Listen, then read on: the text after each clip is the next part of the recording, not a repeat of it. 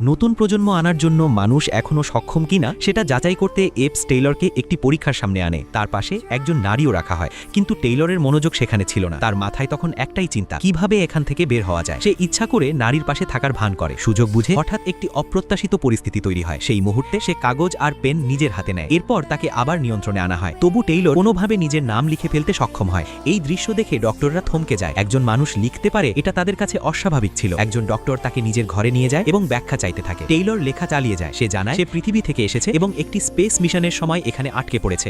ডাক্তারের এপ সঙ্গী বিষয়টা শুনে অবিশ্বাসের হাসি হেসে ফেলে। তার ধারণা ছিল আকাশে কিছুই উঠতে পারে না। তখন টেইলর কাগজটা ভাঁজ করে একটি পেপার প্লেন বানায় এবং বাতাসে ছেড়ে দেয়। প্লেনটি উড়তে দেখে সে থমকে যায়। এটা তাদের চিন্তার সীমাবদ্ধতা স্পষ্ট করে দেয়। ঠিক সেই মুহূর্তে এপসদের নেতা ঘরে ঢুকে পড়ে। তার মুখে ছিল কঠোরতা। কাগজের প্লেনের দিকে তাকিয়েই সে কড়া নির্দেশ দেয়। তখন টেইলরের কাছে পরিষ্কার হয় এপস কিছু গুরুত্বপূর্ণ সত্য আড়াল করছে। টেইলরকে আবার বন্দী করে রাখা হয়, কিন্তু সে হাল ছাড়ে না। সুযোগ বুঝে সে জায়গা বদলায়। এরপর এপসদের শহরে তাকে ধরার চেষ্টা শুরু হয়। তাদের চিন্তাভাবনা আর ব্যবস্থাপনা তখনও পিছিয়ে ছিল। সেই কারণেই টেইলর বারবার ধরা পড়া থেকে বাঁচে। শেষ পর্যন্ত তাকে পুরোপুরি ঘিরে ফেলা হয়। পালানোর আর কোনো পথ থাকে না। ঠিক সেই মুহূর্তে টেইলর এমন কিছু